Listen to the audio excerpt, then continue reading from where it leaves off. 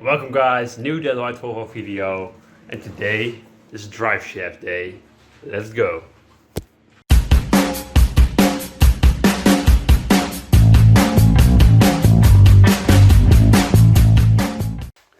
Welcome guys to a brand new video of Dead White Volvo, and first of all I wanna thank you for watching and subscribe because I like that. And I wanna try out before we start this video that this video made my car so much better. And I mean, braking and the vibrating of my car is now completely gone. My car is just braking so smoothly. It's like hugging a teddy bear. It's so damn smooth and I love it. Let's roll the video. So guys, I'm here back at my shop and it's a beautiful Friday and it's very cold outside, so I have my door shut, I have my heater on over there, and yeah, trying to get some warmth in here. But it's time to replace our driveshaft components, and that's because these things will wear out someday. So what does a driveshaft have? And almost every driveshaft of most cars are the same, but this video is just going to go about the Volvo 240, of course. That's what I drive. This is Kiki over here, that white Volvo. Yeah, let's go and let's show you guys what you need and what we're going to do. So first of all, this is all the parts we need. This is my second drive shaft. This is just a part I have laying around here just to display you guys what you need to do. So what do you need to replace this? Of course you need a big old hammer. Always nice to have one. You need these. These are the special kind of pliers, and these are used to compress these springs over there. And as you can see, you can then put them out.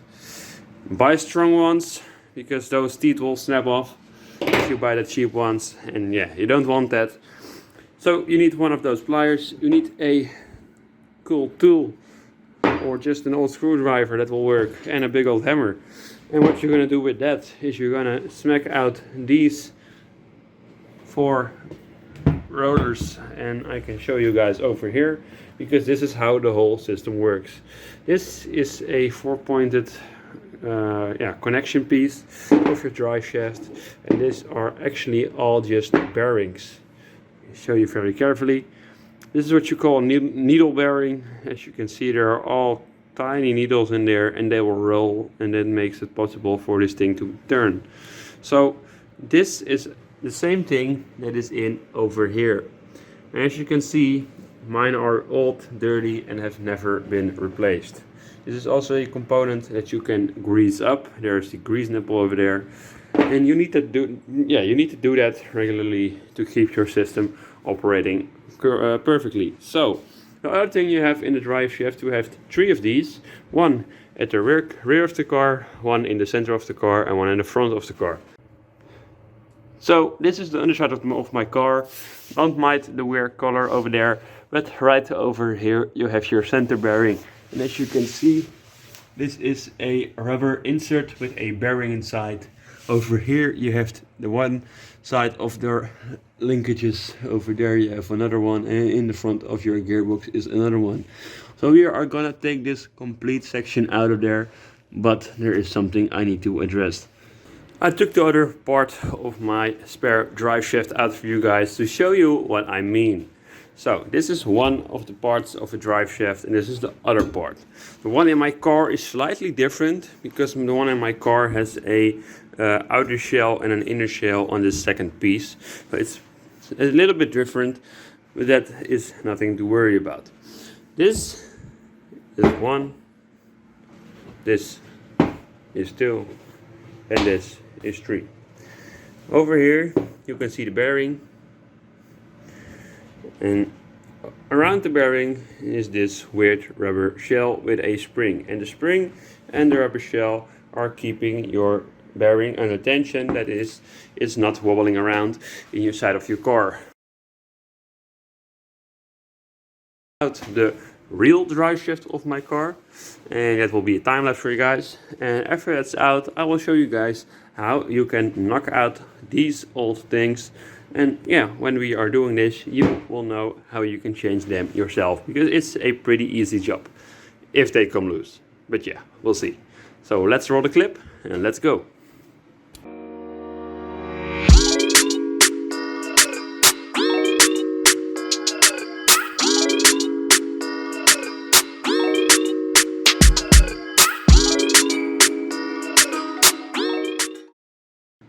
There we have it. I finally took it out. It was a bit of a pain, but I have it here. So that's the most important part, that you get it out eventually. The biggest tip I can give you guys is make sure you remove your transmission mount. That will make it a lot easier to get your drive shaft out. I run a Volvo M47 gearbox, and yeah, this is my drive shaft. As you can see, this one is a 2-piece drive shaft, and this one is a single piece, that piece. So I don't know why there are so many variations in drive shafts, but I guess that's to do something with the length of your gearbox and everything. But as you can see here, this is the part where the old spring was going in, as you can see over there. And this, I can push this down very easy with 2 fingers. If I take my new rubber mount, I can't even, I can squish it with my full hand. Just my thumb, I can barely put it in, and this one is just in. So this rubber thing is also, and of course, very old and done. So only this part will, I think, clear all the vibrations in my driveline. So that is something I'm really excited about to throw on the car. And yeah, of course, we are gonna do that. But the hard part of this is that this drive shaft is balanced. Those weird little metal plates, keep them on there, because that is how your drive shaft is balanced on the car. If you remove them, if you take your axle, because these are 2 parts, as you can see, if you take them apart, flip them around and put them back together, your balance is off. And with the same as your wheels, why they balance your wheels, is if there is a wobble in them, your car will bounce up and down. So that's not a good thing. With your drive shaft, it's the same. This thing is spinning at very high RPMs, and it needs to be steady. So keep it in the way it is right now.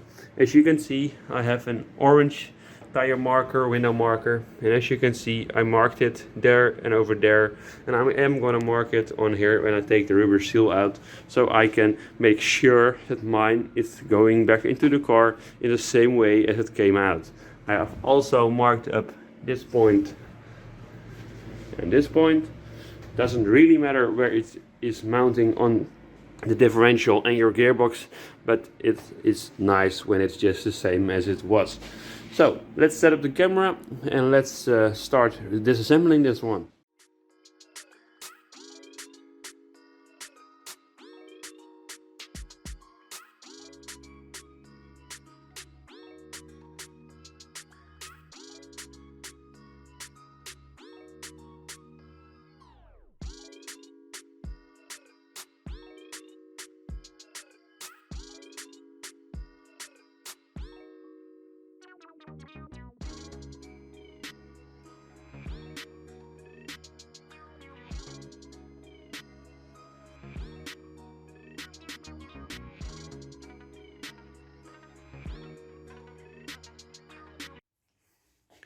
So guys, as you can see, I removed my first connection of the drive shaft, and this one needs to go in.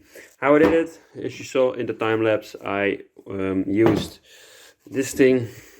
This is just some tool to smack out bolts and other stuff. That works awesome in the beginning. After that, I used just a old broken flathead screwdriver. And if it's too small, you can use just a normal grinder and make it a bit wider. Just grind it a bit off, and it will grip nicely. The wrong part I did was I first connected the ones that connect the outside piece to the drive shaft, and that makes it very hard to get the other 2 out. So what I did, I got 2 out, then I placed this flat on the ground, and as you can see on the tiny cut marks over there and over there, I just use my angle grinder, and I got it out. These are the old ones, and this is the new one. So it looks perfect, and these are going to go inside very soon. I am first going to paint this one because it's very dirty and old and rusty. So first of all, we're going to go, before we do that, we're going to go and change out my center bearing. As you can hear,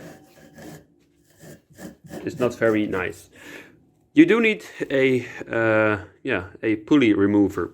It's a special kind of tool, and I don't have one yet. I ordered it, but it's on back order, and I need to have this car back on the road. So the other thing you can do is just be very careful and use a Dremel. I love this thing, and I think it's been in, the past 5 videos or something. I also cut out my sunroof with that thing. But yeah, it's awesome. And I made a tiny cut on the edge of the bearing. And when I stick a screwdriver in there, you can see it's open now. So first cut off the outer shell, then remove all the balls of the ball bearing. Then remove the inner shell very carefully. Don't cut too deep, or otherwise you will cut in your axle, and then it's off. And then we will go into installing the new bearing, So yeah, and to install the new bearing, I already put it inside of my fridge, as you can see. So my bearing is getting very nice and cold, and what that will do, sorry for the crazy ass noises. If metal gets cold, it will expand, and with metal gets warm, it will shrink. So when I heaten up this one and I will colden that one, then it should slide on right about so. That is how it usually works, I guess. So that's what I already did with my mopeds back in the day and other stuff. So yeah, let's go on with the video and see if we can get it.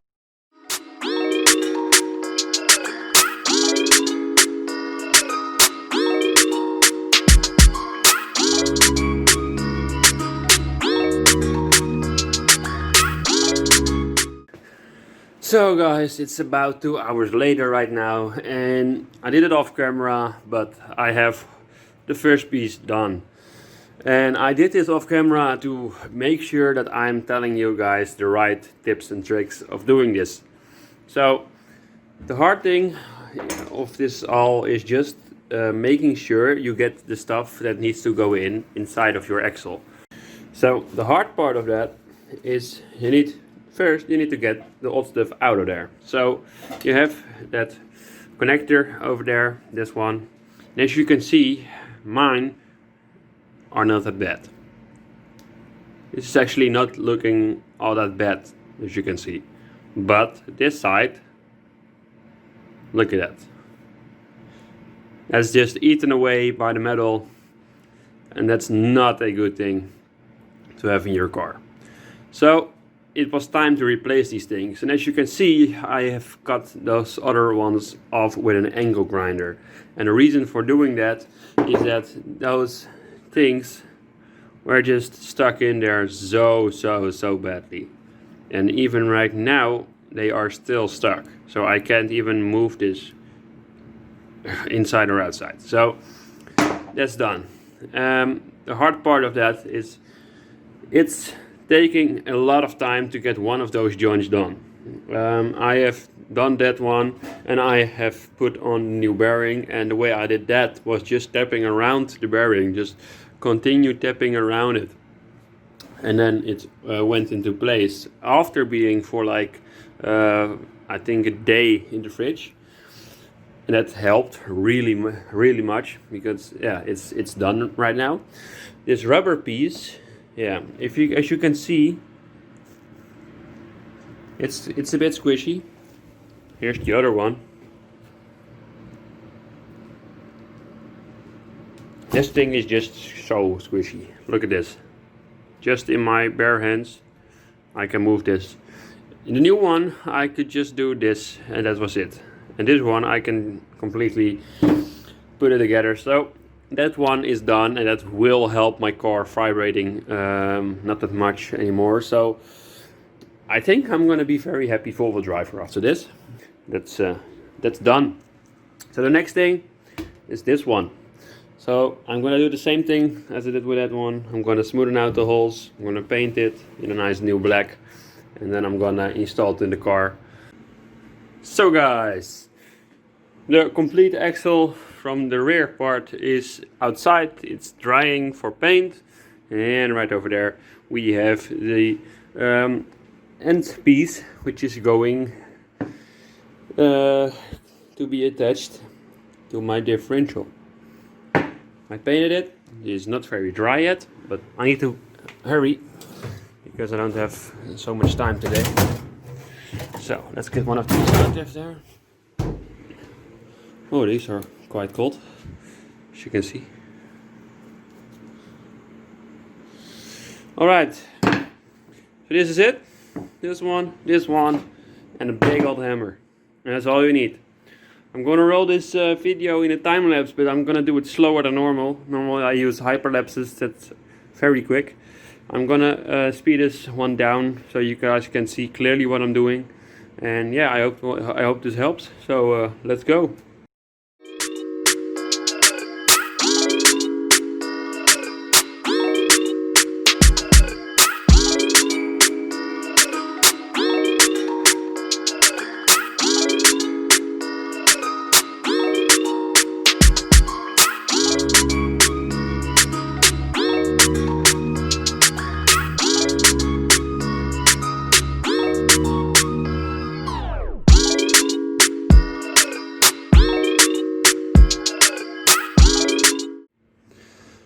So to show you guys another thing that I found out is this is the original spring that was in the car, and this is the new spring. Again, this piece right here has a spring on the bottom, and when you go over a speed bump or anything else, your axle will go up and down. And the spring keeps it steady, so it keeps it like firm to the ground or in the air. And this new spring, as you can see from the start, is the new spring is a whole lot longer. If I squish this one with 2 fingers, I can get it all the way down. If I squish the new one with 2 fingers, I can't even get it halfway. So yeah, this spring is very stiff. And that's a good thing, because then my car will function better. So the thing we're going to do now is we're going to install the first part of the drive shaft right now. Then wait until the other part is dry, and then we can install that link over there. And then we can just slide it in and pull everything back to place. And then we can start driving. So guys, I'm done. That was a very stressful and tough day, and it's not an easy job as I thought it was, and I still have one of those links in the freezer right now. I'm gonna take it out of there, because yes, I changed just 2 of them, not all 3 in my driveline. The middle one with the axle that slides in your front drive shaft was just fine, so I thought, well, why not just leave it in there for now, and if it's still gonna act up, I have the one laying here. But I have been busy since I think 9 this morning, and it's now 10 over 4 something, 4 o'clock, I don't know, yeah. So I've been busy here for the last, I think, 6 or 8 hours or something, and the job is done.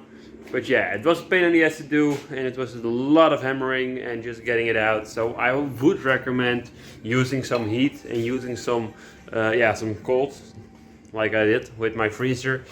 Throw your throw those nice ninja stars in there, and do it that way.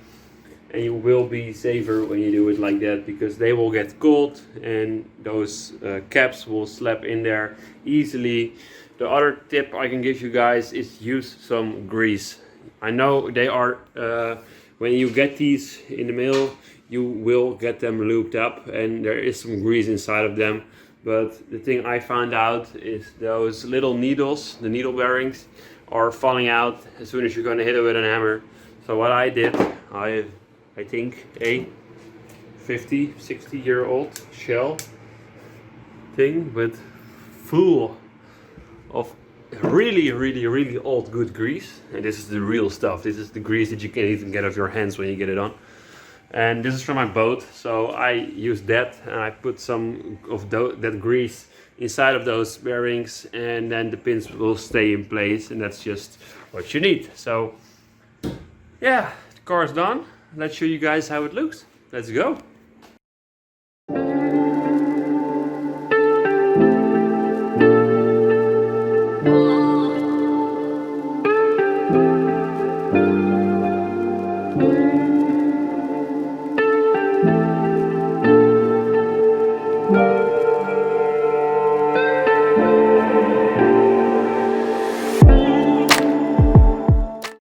So guys, as you can see, it looks awesome. I'm pretty happy about how it turned out, and I am stoked about not having those vibrations while driving the Volvo.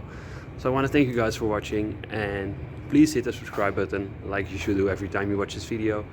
Hit that like button, and I will see you guys on the next video. Bye bye.